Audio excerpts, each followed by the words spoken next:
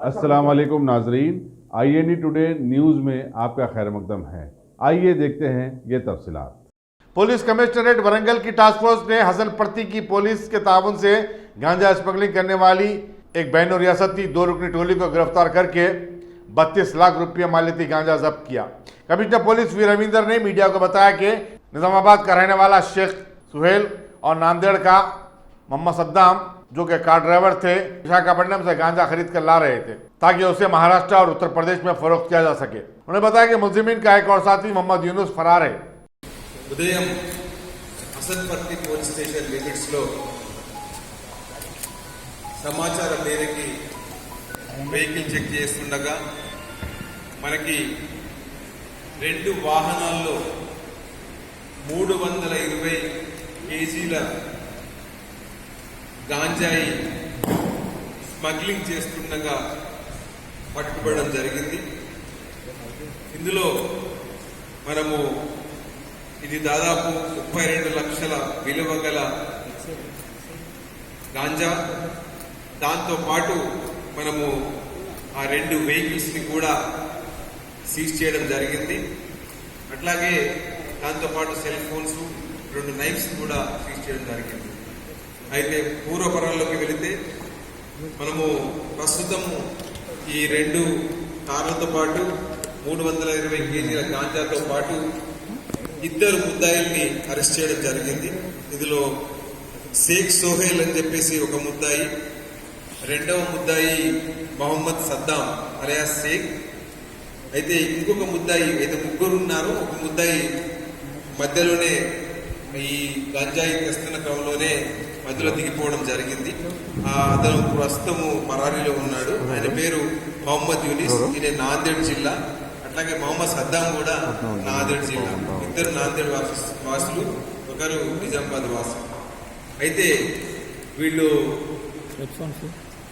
3 కూడా విశాఖపట్నం జిల్లా నుంచి అక్కడ ఈ గాంజాని కొనుగోలు చేసి డ్రై గాంజాని ప్యాకెట్స్ లో అంటే 4 కేజీల ప్యాకెట్స్ ప్లస్ 2 కేజీల ప్యాకెట్స్ రూపంలో ప్యాక్ చేయించేసి అక్కడి నుంచి మరి వీళ్ళు మహారాష్ట్ర, యూపీ తీసుకుపోయే క్రమంలో వైజాగ్ నుంచి బయలుదేరి అక్కడి నుంచి వాళ్ళు రాజమండ్రి, భద్రాచలం, ఖమ్మం, తొర్రూరు మీదుగా వరంగల్ నుంచి కరీంనగర్, నిజామాబాద్ మీదుగా మహారాష్ట్ర వెళ్ళాలని చెప్పి వాళ్ళ ప్లాన్ ఉండింది। అయితే మనకు వచ్చినటువంటి పక్కా సమాచారం మేరకు టాస్క్ ఫోర్స్ పోలీసులు, హసన్పర్తి పోలీసులు కలిసి మరి ఈ ఇన్ఫర్మేషన్ మేరకు ఈ వీళ్ళని ఇంటర్సెప్ట్ చేయడం జరిగింది। ఇక్కడ హసన్పర్తి పిఎస్ లిమిట్స్ లో చేసి ఆ 2 ముద్దాయిల్ని 320 కేజీల గాంజాని, తర్వాత 2 కార్లని, తర్వాత సెల్ ఫోన్స్ ని మనం సీజ్ చేయడం జరిగింది। అయితే వీళ్ళు 3 కూడా ఏంటంటే వీళ్ళకి డ్రైవర్లుగా పనిచేసేవాళ్ళు ముందు, అట్లా వాళ్ళకి ఫ్రెండ్షిప్ ఏర్పడి అయితే ఆ గాంజా మంచి డిమాండ్ ఉందనే ఉద్దేశంతో మరి అక్కడ వైజాగ్ నుంచి తీసుకురావడానికి ప్లాన్ చేసి ఈ 2 కార్లని హైర్ చేసి ఈ 3 కూడా బయలుదేరి వైజాగ్ నుంచి తీసుకురావడం జరిగింది। అయితే ఈ విధంగా 3లో ఒకరు మరి పరారులో ఉన్నాడు। ఇప్పుడు ఆ 2ని కూడా అరెస్ట్ చేసి మరి ఈ రికార్డ్స్ ఫైర్ చేసుకోవడం జరిగింది। అయితే మరి ఈ గాంజా వల్ల చాలా మందికి మరి హెల్త్ పాయింట్ ఆఫ్ వ్యూలో చాలా ఇబ్బందులు కలిగే అవకాశం ఉంటుంది, క్యాన్సర్ వచ్చే అవకాశం ఉంటుంది। ఇది బ్యాన్డ్ ప్రోడక్ట్ కాబట్టి చట్ట ప్రకారంగా NDPS యాక్ట్లో వీళ్ళని అరెస్ట్ చేయడం జరుగుతుంది।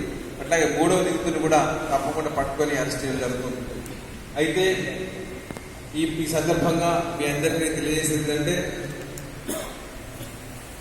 గత ఒక సంవత్సరంలోనే మనము ఈ విధంగా స్మగ్లింగ్ చేస్తున్నటువంటి 16 మంది గాంజా స్మగ్లర్స్ పైన పీడీ యాక్ట్ పెట్టడం జరిగింది।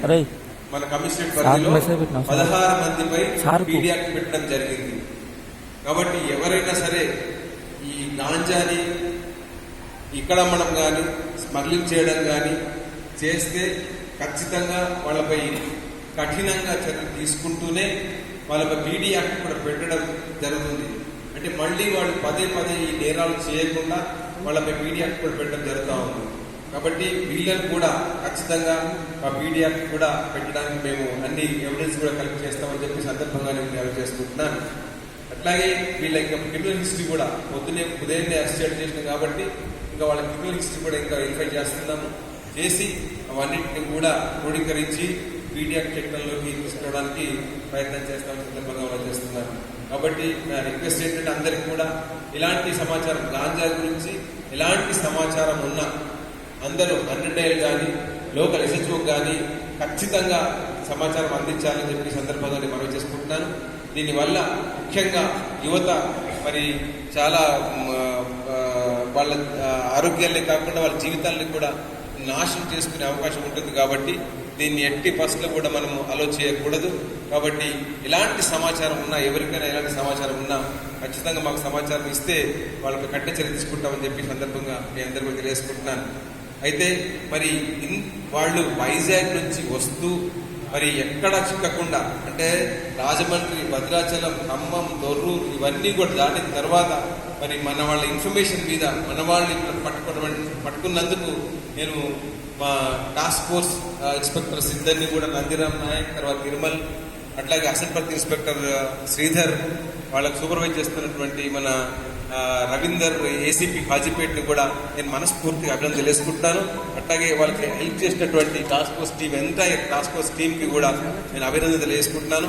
ఇక ముందు కూడా ఈ ఎలాంటి సోషల్ వైసెస్ తర్వాత ఈ గాంజా కానివ్వండి, మట్కా కానివ్వండి, తర్వాత గుట్కా కానివ్వండి, ఆర్గనైజ్డ్ ప్రాస్టిట్యూషన్ కానివ్వండి, ఇలాంటి అవన్నీ కూడా సాంఘిక దురాచారాలు అన్నింటినీ కూడా కంప్లీట్గా కర్బ్ చేయడానికి ఇంకా ముందు కృషి చేయాలని చెప్పేసి నేను వాళ్ళందరినీ కూడా కోరుకుంటూ మరొకసారి వాళ్ళని అభినందిస్తూ తప్పకుండా వాళ్ళకి డిపార్ట్మెంట్ పరంగా రివార్డు ఇస్తామని చెప్పి సందర్భంగా తెలియజేసుకుంటూ ముగిస్తున్నాను. Thank you.